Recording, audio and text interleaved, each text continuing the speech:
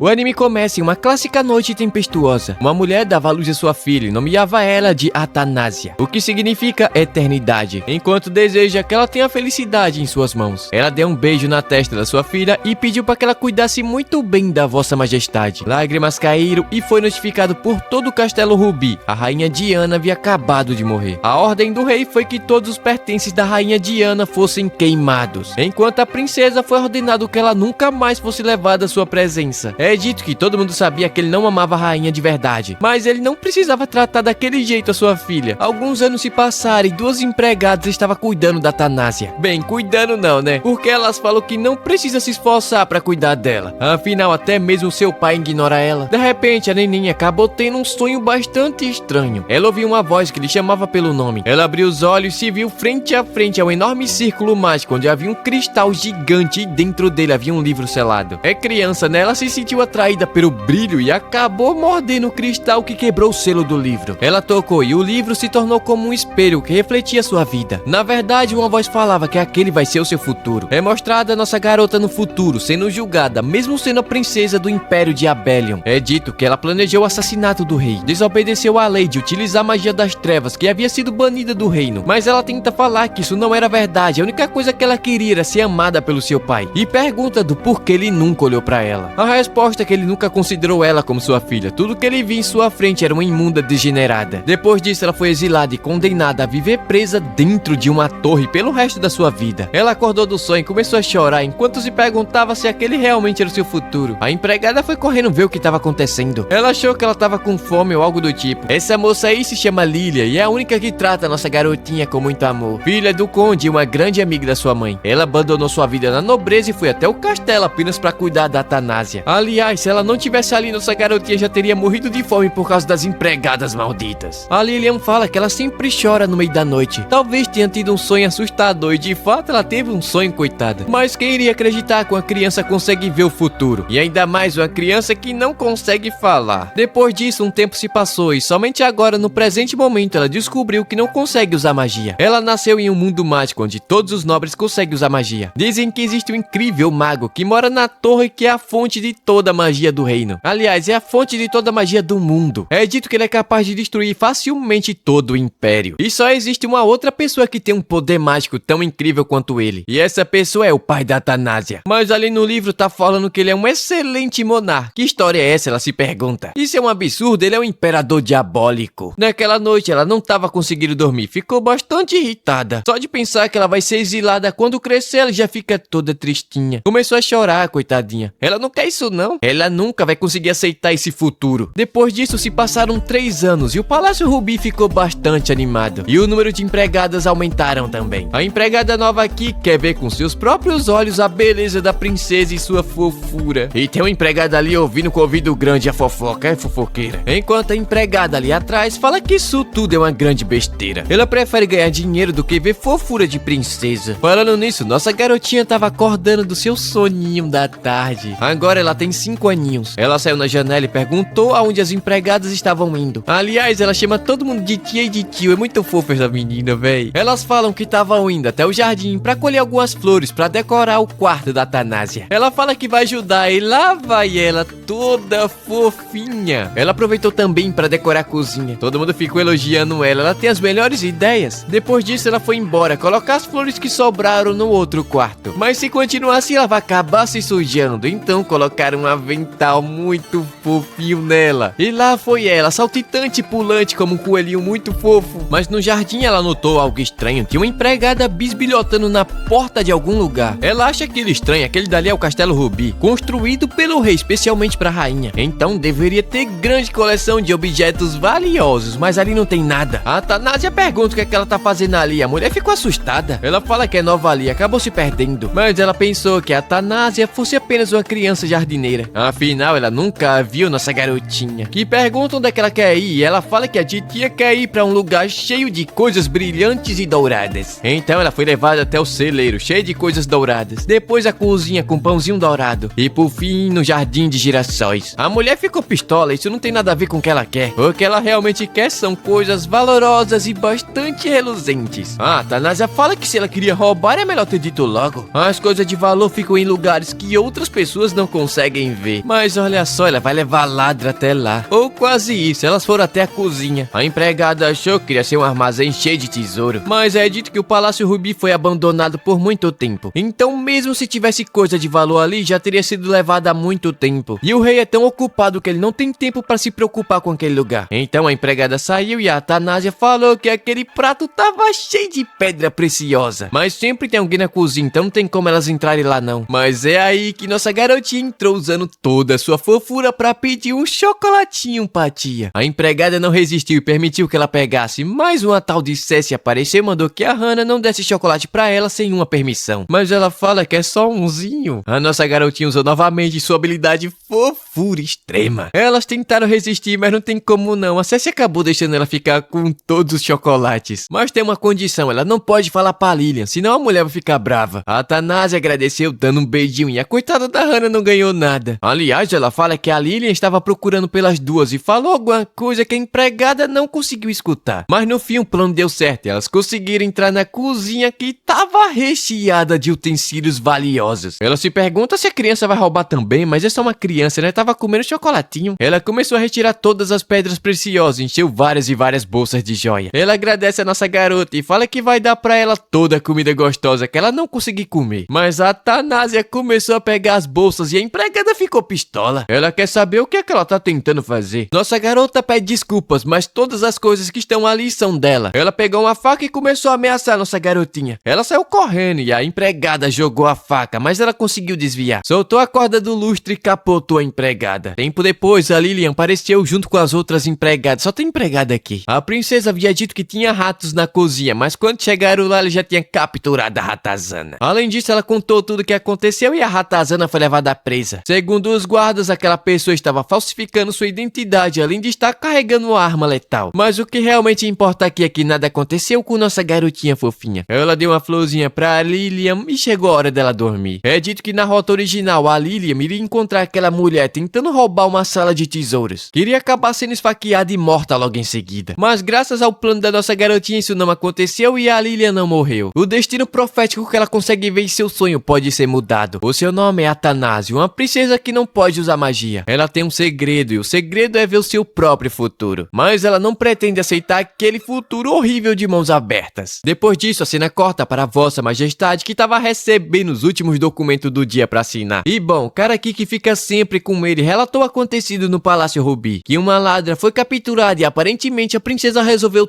tudo sozinha. Mas esse bosta aí não gostou muito não. Se o caso for resolvido, ele não precisa ficar relatando os mínimos detalhes. Logo em seguida, a cena corta pra um cara que tava dormindo, mas de repente acordou. Ele se pergunta quem foi que mudou o destino do Império de Obélia. A direção de quem fez isso vem do palácio. Aliás, esse é o mago que mora na torre que foi descrito no livro. Em um certo reino mágico havia uma pobre princesa. Sua mãe faleceu logo após fazer o parto da sua filha. O pai da princesa não amava sua filha, muito pelo contrário, ele tinha desprezo por ela. Aparentemente, ele disse que nunca mais queria ver ela ou algo do tipo. A princesa foi criada sem amor, sem pai e sem mãe. Com o tempo, ela começou a se sentir completamente sozinha. Então, quando ela tinha 9 anos, conheceu seu pai pela primeira vez. Então, naquele momento, ela pensou que ele era a única família que restava. Ela se esforçou ao máximo para ser amada pelo seu pai. Mas com seus 14 anos, a esperança foi completamente destruída. Na verdade, o rei tinha outra família, tinha outra filha. Uma garota alegre e linda como um anjo. Ela conseguia prender a atenção e olhar de todos com apenas um único piscar de olhos. Obviamente, o seu pai estava incluído nisso. Enquanto a pobre princesa, para conseguir o amor de seu pai, se envolveu com magia das trevas e no fim acabou sendo exilada. Mas que se dane essa história, coitada da princesa acabou se desviando do caminho certo. No fim, terminou sem amor e sem nada. Mas sendo apenas uma princesa secundária, ela sofreu demais, a coitada. A Atanásia nunca vai aceitar esse destino. No dia seguinte, nossa garotinha acabou descobrindo algo terrível. Por causa do acidente de ontem à noite, aumentaram o número de empregadas na cozinha. Agora vai ser difícil juntar dinheiro pra sua fuga do castelo. Mas tá tudo bem, no fim a Lili ficou salva. Não é como se algo assim fosse acabar com seu plano de juntar dinheiro. Desde pequena ela fez a Lili pensar que ela gosta de coisas brilhantes como ouro puro. Ela foi até a cozinha e usou seus encantos pra conseguir um prato de chocolate. Não tem como não, a menina é muito fofa e ela conseguiu o que queria com seu rostinho de princesa. Enquanto comia, pensava que vai conhecer o seu pai com 9 anos de idade. Então, se ela sair do palácio antes disso, vai conseguir mudar o seu destino. E claro que ela vai levar a Lily junto, vai sustentar ela com todo o seu dinheiro que ela conseguir juntar. Mas ela acabou sujando a mãozinha de chocolate e foi limpar na fonte do jardim. Se a Lily ver isso daí, ela vai ficar maluca. Mas de repente, um vento forte bateu, ela quase caiu dentro da fonte. Ela ficou vendo seu reflexo. Dizem que ela é igualzinha a sua mãe, somente os olhos ela puxou seu pai. Olhos de joia, que somente a realeza possui. Mas como ela não herdou a mana, ela se pergunta se foi por causa disso que o seu pai não gosta dela. Além disso, todo mundo fala que ela foi a única que herdou os olhos de joia, mas obviamente é mentira. A princesa Janet também herdou. Mas agora não adianta ela ficar pensando nisso não, ela precisa juntar dinheiro pra fugir dali o mais rápido possível. A segurança no castelo foi rigorosamente aumentada, então ela começou a esconder o seu dinheiro dentro de um buraco no jardim. Enquanto ela andava, acabou se deparando com uma enorme construção. Aquele não era o Palácio Rubi, estava vazio e não tinha uma alma de pessoa. Ela pensa que pode ser um depósito, mas bateu a fome, então ela voltou pro castelo. Mas acabou pegando a Lily falando que o rei ordenou que elas fizessem uma vistoria no castelo. E em todos os quartos, e principalmente no quarto da nossa garotinha que ficou desesperada.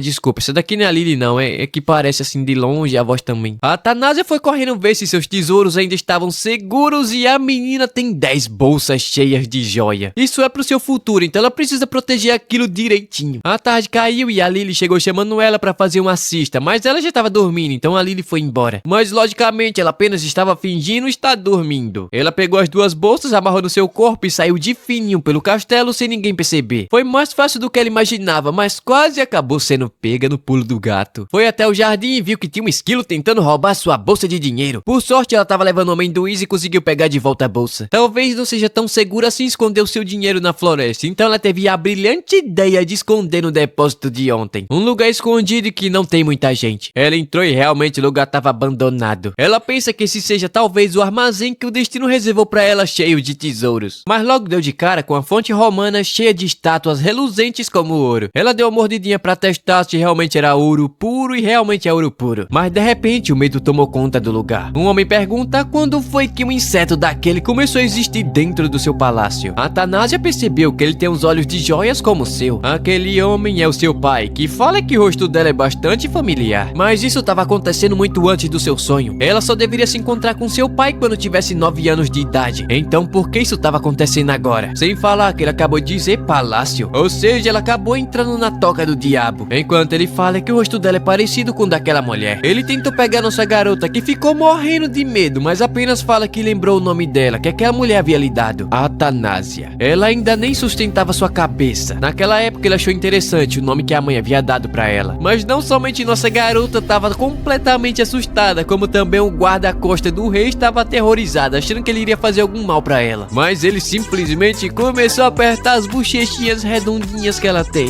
Ela não sabe o que tá acontecendo ali, ela pensou que seu pai não tinha o menor interesse nela. Ele levantou e mandou servir o chá, mas nem a pau que ela vai tomar chá com esse cara. Ela tentou meter o pé, mas não conseguiu ir muito longe não, porque ele pegou ela e levantou ela pra cima e acabou derrubando seus tesouros. Eu não sei o que aconteceu, mas a cena corta pros dois tomando um chazinho da tarde. Ou mais ou menos, né? Porque a Athanasia aqui tava se sentindo com o olhinho indefeso. O clima tava tenso, ela pensa que ele tá esperando que ela confesse tudo, que ela roubou aqueles tesouros. Ou será que é porque ela acabou deixando as marcas de dentinho na estátua de ouro que ele gosta? E se ele ficar bravo e tentar prender ela, aí já foi. Mas ele pergunta se ela não sabe falar. Mas ela responde que sabe falar assim, ela não é muda. Então ele pergunta do porquê ela tava calada até agora. Finalmente descobriu o nome desse cara aqui, que é Félix. Ele trouxe um bolinho pra nossa garota e mandou que ela não ficasse tão nervosa. Ele fala pro rei que é normal que crianças naquela idade sejam um pouco tímidas. Então ele mandou que o Félix saísse do seu aposento. Agora é que a Athanasia ficou desesperada.